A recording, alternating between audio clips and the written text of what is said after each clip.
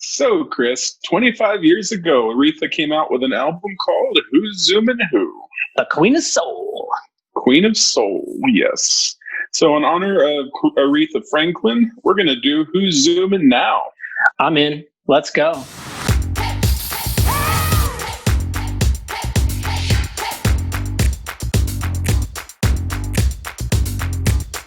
So today we're going to be spending time with our very good friend, Christian Price, the mayor of the city of Maricopa. Can't wait. Let's do it. Hi, guys. Hey, thanks for being with us.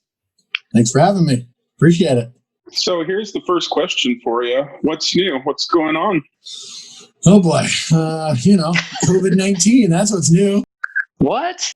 Trying to figure out how we all come down on the other side of this. But no, just like everybody, we're working our way through it, finding our stride. And, from a city of Maricopa standpoint, believe it or not, I hate to say this because it's going to sound terribly arrogant. So forgive me, but we're kicking butt here. And the reality is we have all kinds of growth going on.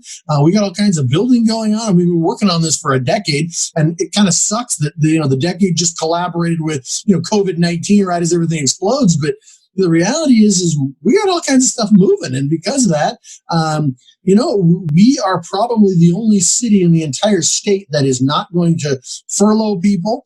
We are not going to raise taxes. In fact, we are the only city probably in the state this year that is going to reduce both primary and secondary taxes. So who's doing that right now?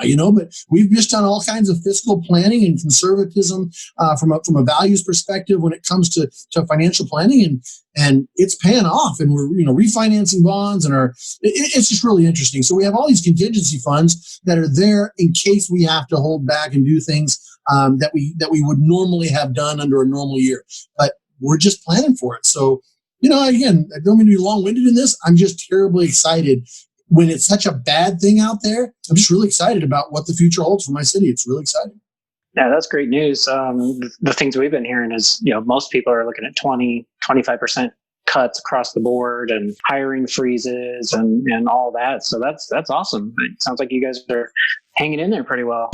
Yeah, we are. I mean, again, he's not, and I don't mean to make it sound like there's, nothing to worry about or, anything that you can't be, cautious over, but when it comes down to it, it could be way worse than it is, and things are okay. Good. Yeah. How about you guys? Well, need a haircut, that's for sure. I know it's tough on top. There's not a lot going on there, but all around is driving me crazy. And Chris and I were talking that we were curious what you were going to look like, because we're like, every time we see Christian, that's a pretty good haircut. So looking at you, it looks like you're okay. I think I got my last haircut right before they closed the salons, right? And the barber shop. So, I think it was literally the next day, and I'm like, woo! I skated that one for 30 days, and it won't be too bad. Otherwise, you got to get one of your kids or your wife or somebody to take a quick YouTube hairstylist. Yeah, I'm lucky. I just take the clippers and just, I'm good. I'm done. Get my wife to clean up the neck a little bit. I'm good. Vinny, definitely. I heard somebody. You only gotta wait till Friday. I haven't been brave enough yet. Yeah, I heard someone say the other day that based on the opening orders right from the governor, that basically first we get to go get cleaned up before he'll let us go out to dinner, right? Yeah. Oh my gosh, that is good. Wow. Well, Christian, we know that you, Chris, and I spend a lot of time at the Arizona State Transportation Board. We've spent a lot of time at transportation conferences, really trying to speak on behalf of all of our regions and communities with transportation and infrastructure.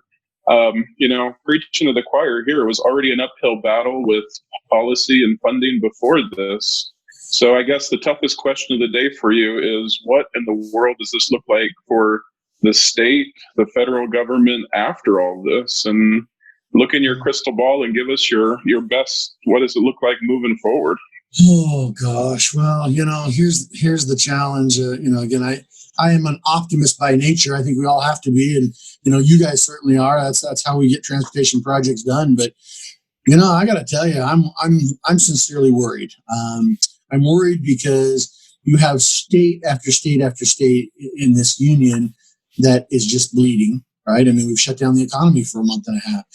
I heard preliminary reports from the DOR that we're down 10% in March because the DOR is going to close out numbers this coming week. That's not even including April, right? So April is going to be down, what, another 20% or more because everything was shut down in April. And you guys know as best I do that we fought and we scrimped over every penny for transportation we possibly could, and things were looking up. I mean, we've had a bill in the House this year, as well as you guys, to say, hey, if you can get us, $35 million for an overpass at Riggs, then we understand it's not the full amount, but it's enough to jumpstart the process, right? It's that catch-22 with you have to have funding, but you got to have a pathway to funding, and then you got to get your studies done, and how do you do that? And well, this was going to be one of those ways, and it was going to help accelerate that pot. And now the state is what, 150 billion down, or excuse me, is it billion or million? It's a million. Sorry, 150 million down in unemployment. Just from this up to this last week, and there's no end in sight here. So I don't know. And I know that Mitch McConnell on the federal side is playing the game of I'm laying down markers. I am leveraging everything, right? You Democrats want this. And so don't bring me a transportation bill. Don't bring me an infrastructure bill. Don't bring me a help cities bill, through the COVID-19 stuff, the CARES 4, I think is what it's called, unless you're willing to give me what I want over here, right? And so here comes the leverage games. And so I don't know that we're going to see anything there until June if we're lucky.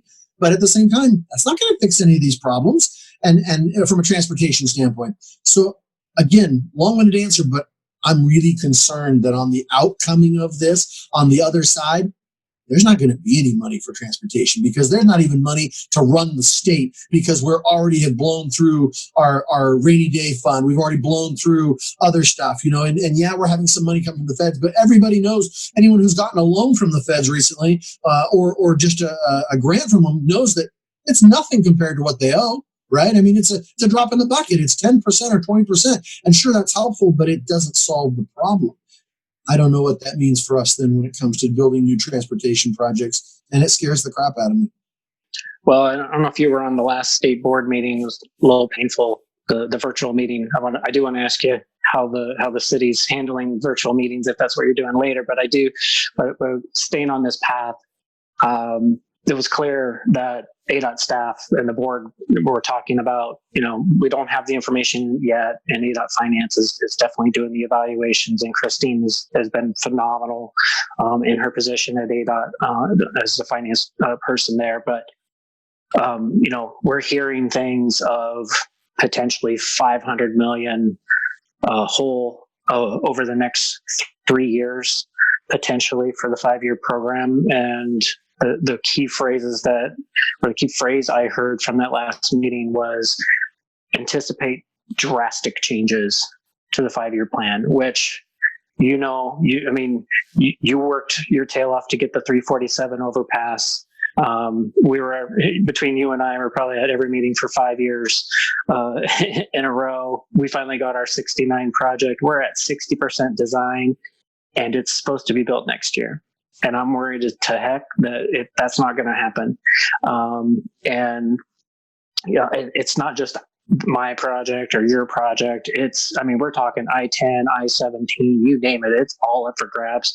That's a huge number for ADOT to take a hit on. And I saw the price of gas in Mayer, Arizona this morning was $1.70. And we were at pushing $3 or over in some places, right? That's just showing you how little people are buying, and that being the main source of our state's revenue. And you talk about a federal bill coming through. It doesn't really matter how much more federal we get if we don't have state revenue to pay our local match. We've been waiting for so long. We've been waiting for this time to begin. We're not going to be able to pull down those funds anyways. So they could double or triple the federal. It doesn't matter. So I don't know what your thoughts are on that, and what do we do? Because we're so dependent on a minimal gas tax to be able to leverage those dollars, and we don't have another option. I think you're 100% right, Chris, and I would echo everything you said. Again, we want to be an optimist by nature, but I mean, let's be realists as the next couple of years. This is like going into 2008 and saying, well, what is 2009, 2010, 2011 going to look like? Well, it's going to be hard. It's going to hurt. It's going to be painful, right? And we're going to have to reallocate stuff, and we're going to have to put things on the back burner, and we're going to have to. But in this case, it goes a little further because this isn't that. Hey, we saw this coming with, underlying fundamentals that were bad and that, everything could literally go back to the way it was tomorrow in some respects, right? But the problem is that's not real. It's not real because people are still in a risk category. People are still going to not they're going to feel like I was out and about today and everybody and their dogs seems to have masks on, except for me. But that's okay. That's a good thing. But the fact is that I'm thinking, okay, this is our new norm. And how many people aren't here at this local hardware store because they still feel as though they're too risk prone to go out. Okay. So we talk about gas, Chris, you talk about restaurants, and when we hear that financial report from Christine every month at the board meeting, all of those things play a part of it, right? And when all of those things aren't being utilized, people aren't buying cars, they're not buying gas, they're not buying, car registrations, they're not, et cetera, et cetera, et cetera. We got a problem. And so I'm wondering, and I know this seems far-fetched, but when you have these far-fetched times or these extemporaneous times, this is the time in which it's going to take bold leadership to do something drastic.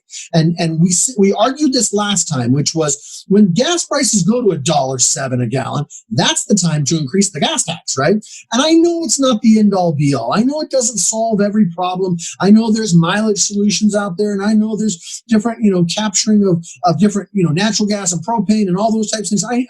I know we've talked about all that with Noel Campbell's bill, et cetera.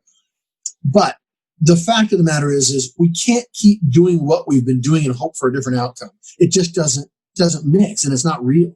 And so, while if we're going to suffer on all these other things, at some point we're going to have to say, well, where does the break even come? Maybe the break even comes from some sort of increased gas tax by 10 cents a gallon. But again, if I'm paying $1.07 and you charge me $1.17, okay, I'm used to paying $3. I'm willing to do that. But I know that that's a different argument when it goes back to $4. I get it. But again, we haven't changed that gas tax for 30 plus years. And I always argue, and I am no tax proponent. I hate taxes, but I also believe in great roads and I believe in great economic development. And you can't have one without the other. You can't have amazing economic development. You can't raise the tax base and spread it over more people and more industries paying if they're simply not coming to town, right? If they're simply not coming to the state because our infrastructure is so bad. And so I think that gives us an opportunity to really stand out. And it also gives us that ability to say, if we do this and if we allocate it towards this targeted measurement, then over those next 3 or 5 years, we could really come out as a stand-up state of this is where you want to locate. This is why you want to do business here. And it's just one more reason to set us over the top. So we could come out of this really strong, but it's going to take some hard political leadership to decide to do it. So I guess on that point, I'm curious, because I think, behind closed doors, we spend how many hours talking about some of these topics, where the three of us and more just know this like the back of our hands. But, the general public that is just so busy with their day-to-day life, just trying to pay the bills, taking kids to soccer practice, just trying to do what they got to do. And it seems like every time we attempt to bring these subjects out to the public, they get chewed up, spit back out. And maybe, I guess I might just focus on Maricopa, or if you want to offer a bigger answer, Christian, go for it. But I guess I'm curious what you're seeing, if there is any traction engaging the public on exactly what you just talked about. Because I think as a leader, we hear this frequently, but anytime maybe there have been some blips of bold leadership, the public really will quickly chew on this, and then people just kind of run back to their respective corners. So do you see any traction in the public engagement? Are you getting anything from the public understanding this topic better, kind of engaging in it? I think a little bit, not a ton, a little bit, but it's also because look who's talking about it, the three of us, right? I mean, that's the other challenge is that, when you look at what polls high, it isn't transportation because people don't understand it because it's so complex, right? I mean, I'll be the first to admit, before I became mayor, I didn't know anything about transportation. If I had sat down and talked to you guys, you'd have been like, oh, there's another one of those, schmucks from the regular Joe Q public that has no idea how transportation works. I get it. I was one of them, and I'll tell you a funny story that I actually got into this gig and thought I had a vice mayor who's like, I'm the transportation guy. And I thought, okay, great. That is the least sexy subject. I don't even want to talk transportation. You deal with it. Have fun. Let me know how it goes, And then here I find myself going to every transportation meeting. And now I realize, oh my gosh, it's the key to economic development, which is sexy, right? So if I want that, then I really ought to understand this. And so for me, what I do out in the public domain is I spend a lot of time educating. And I'll tell you, when I go back and I watch MAG, right, the Maricopa Association of Governments, when they passed Proposition 400, it failed the first time. And it came back and it passed the second. And, again, times and people understanding what people hate about taxation is they hate not being able to see where that money's going to go. They hate not knowing what it's doing. They hate knowing if it's going to get swept or not. We've been waiting for so long. We've been waiting for this time to begin. They hate not being able to see, feel, and touch it, right?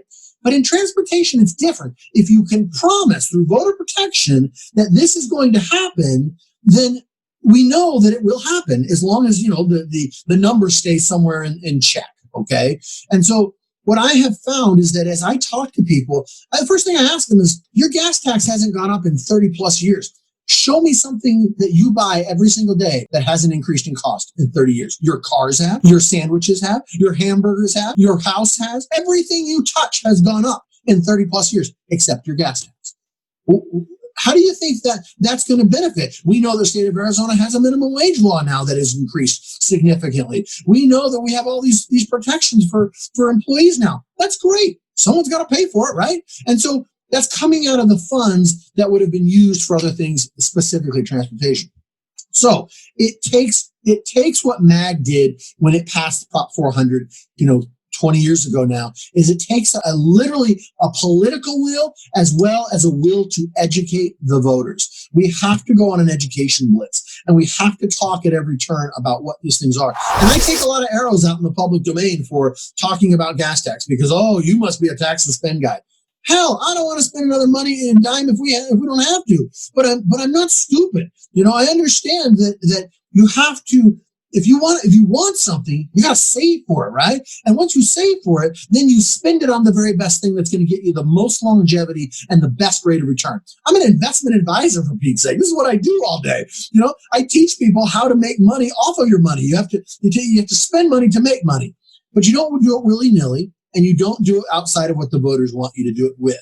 And so that's what we have to do a better job of. We have to do a better job of getting this up the polling numbers. We have to do a better job of educating and telling people your gas tax hasn't gone up in 30 years. Don't you think it's time for a little bit of a change? Because your road cost has gone up. Your price per mile has gone up. Your employment, your materials, all those things have gone up, except the fact that, guess what? Every time you drive down this road, XYZ road, and you complain to me that it's broken, I just flat out say, oh yeah, it's because nobody wanted to see an increase in their taxes. So it's going to stay there for a while.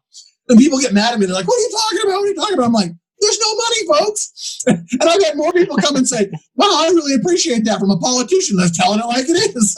And I'm like, look, I'm not going to sugarcoat it for you. You ain't getting that pothole fixed because there's no money in the system. If you don't want to pay for it, then it's not going to get fixed. If you want it, then you're going to have to pay for it. That's what it boils down to. Yep. Or you're just going to have to say, you know what? It's okay if my road's not good.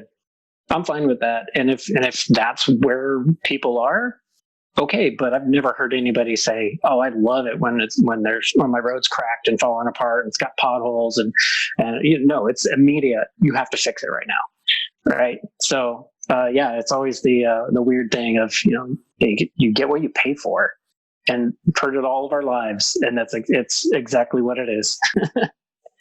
So I did want to follow on the educating but engaging the public. So we had our first virtual SIMPO executive board meeting. And it was right after the ADOT meeting. And I learned a lot on that. And we actually did some test runs, and we were trying to figure out how can we still get public engagement as part of the meeting, but not have to have so many people on a call, because this is what I've learned on these video conferences. Nobody knows how to use a mute button.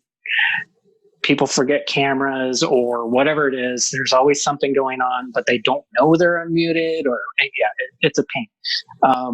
So we put a lot of effort into it. It wasn't perfect, but it worked out all right. We did a live stream on YouTube. But we even had 52 letters come in from the public that I thought I was going to have to read every single one of them. One of our board members was like, I get it. There's 52. I got it. They're all in support. Okay, that's good. How have you been handling it at the city? Are you guys broadcasting on TV? Are you using digital platform? What are you guys doing to still see so that the public can see what you're doing? Right. So, as you know, the Attorney General and the law in Arizona states that, the public has a right to see their government in action, especially the local government. So we absolutely adhere to that. And I love it. I love the fact that that's the case. I mean, look, I occupy the seat now, but I'll go back to my seat in the audience. It's here at some point, and that's the way this works, is you represent for a while. And then somebody else's turn. So, you want to be able to see what people are doing, and it keeps me in check. It keeps them in check. It's accountability, and that's the way it's supposed to be. With that, we are doing Zoom, but we're doing it in the fashion that we broadcast on a live Orbital local cable station channel here. We broadcast on, it's not quite as user-friendly just because not everybody has that here in Maricopa. It's not like, if everyone has Cox and you all have a dedicated channel on Cox, it's a little easier to find. That's not the case here in Maricopa, a little more difficult. So we do a lot of Facebook. We do a lot of like Facebook Live as well as YouTube. And so you just go right onto our agendas page here on the city website. Click on it, it says live, and the feed will come up, and you can have conversations on there. We are not at a point where we have an interactive conversation with the public in that fashion. The other challenge is, because of the stay-at-home order right now, we just can't have more than 10 people in a room. So I have my city attorney, my city clerk, my city manager, and one or two staff members, and then we have 3 members on the dais who are spread, 6 feet apart. And then the other 4 are Zoom calling in. So what we do is we put that on the screen behind us and the screen in front of us. And so, they can all talk. But if you want to be a participating subject from the city, you're allowed in the chamber if you are going to speak on a given item, and you have to wait in the hall, and then you come in to speak on it, and then you have to go back out, just so that we maintain the amount of people. And then from there, but you can always have something read into the record if you submit something to the city clerk, et cetera. But it is not as participatory as I would like. I mean, to be honest, I love it when our meetings are packed with 150 people, and they're there for every reason under the sun, whether it's a proclamation, whether it's an award or something, whether it's to celebrate some achievement at the local school, or whether it's just to hear the subject matter that we're talking and discussing that night. And we get a lot of people at our meetings, and they're great, and I miss that. It's I'm looking at all these empty chairs, and it sucks. So I like the participation, but that is the limitation of some of the technology where we're at right now. Well, I know we're coming up on conference season in the spring, and we're also talking about conference season in the fall. And I know you're serving as the president of League of Cities and Towns, and you have a conference that we always get to spend with you. You'll participate also in our Rural Transportation Summit, which was scheduled to be in Maricopa later this year. But all those things are on the table now in light of our world. I guess what are you hearing, or what are you thinking for the conference for the league this fall? And I guess where are you seeing things go with that right now? So great questions. While I can't give you an official answer, I can give you a tentative answer on the league stuff. Again, it's a new world we live in, and there's a whole lot of people that are unsure. And that's the challenge. If I say I'm ready to go today, I'm ready to be back into doing exactly what I did 45 days ago, and I can start up tomorrow. That's just who I am, And it doesn't mean I'm not cautious. I'm not shaking hands. I'm doing lots of hand washing and keeping my social distances, et cetera, et cetera. But I'm just not afraid to the point of where I can't just go out and do what I did before. That's just not who I am.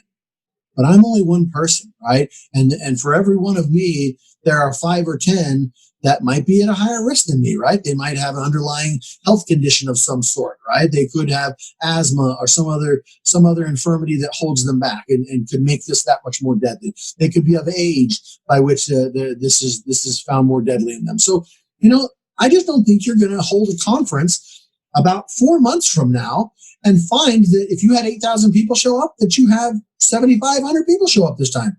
I don't think it's going to be the case. And because of that, I think that all these conferences are on the chopping block to get pushed. And I think that means everything's getting pushed. And so at the league right now, we're talking about pushing it, same location, same dates, as best as closely as we can, but the next year over, right? So 2021.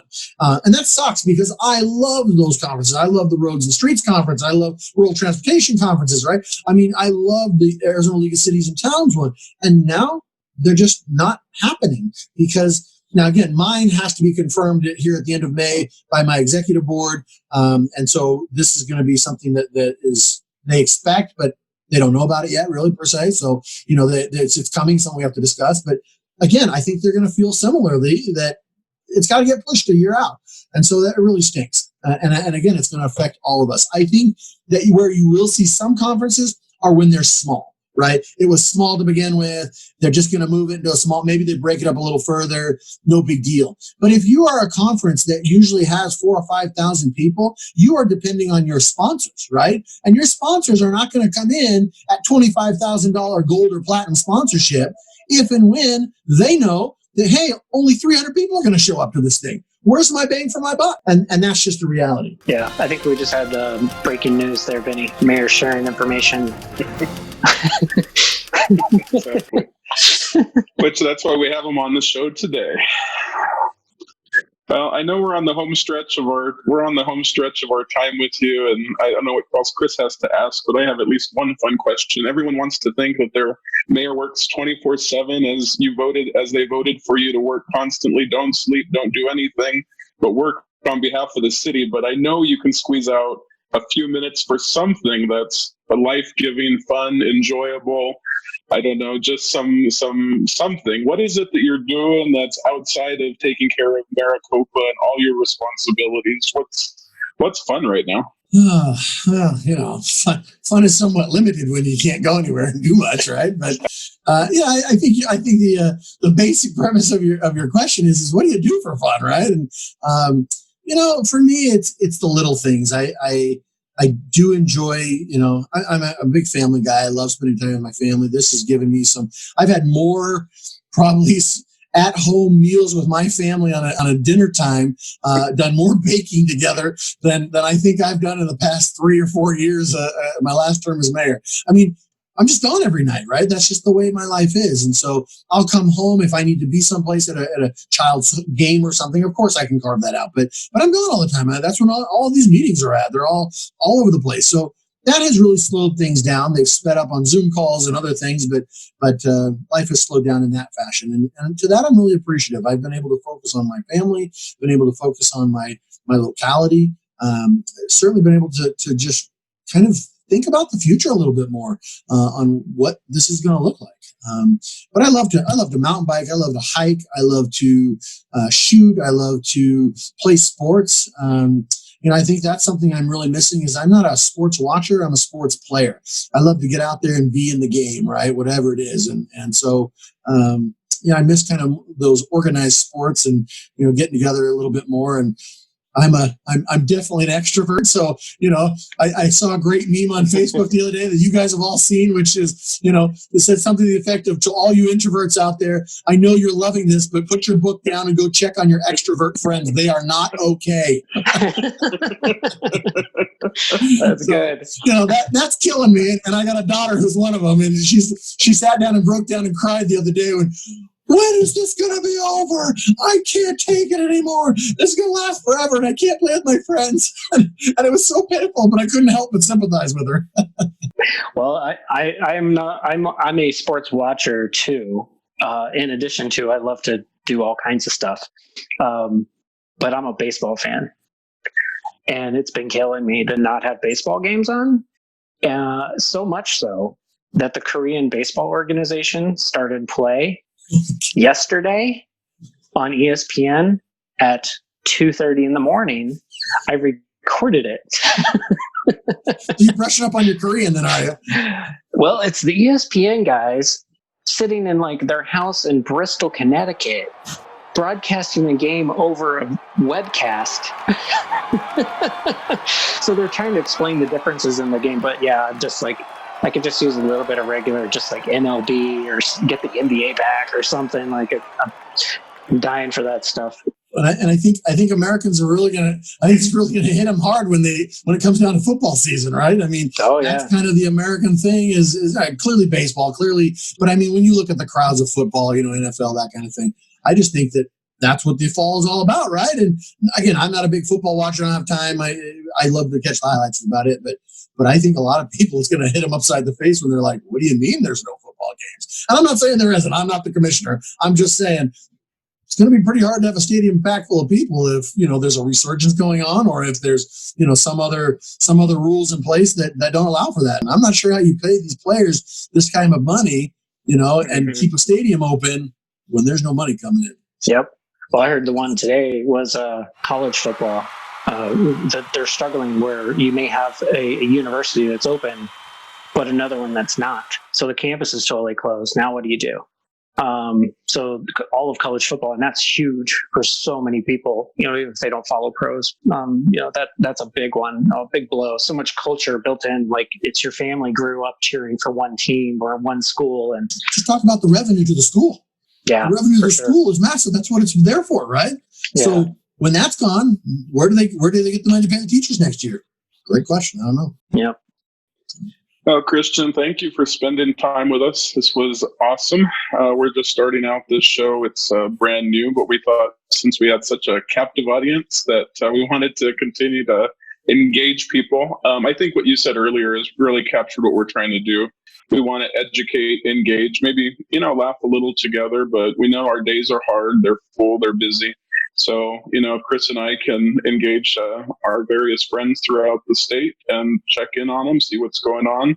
And if it lifts up people's day a little bit more and educates, well, then we've achieved something today. So just really keep it up. We appreciate your leadership. We appreciate you engaging people. I know you are so active on social media, and you and I have talked about that before. And just to continue to lead and engage. So just really appreciate the time with you today. Thank you. This was fun. I wish you guys all the best. I know you'll do great, and you got lots of fun people to talk to. So I'll do my best to tune in when and where I can. But oh yeah, and I'm sure we'll be having you back. Anytime. All right. How awesome was he? Fantastic. Mayor Price is definitely one of my favorite people. Got to know him for a long time, many years, following State Transportation Board. Knowledgeable. He's a good guy. Really like him.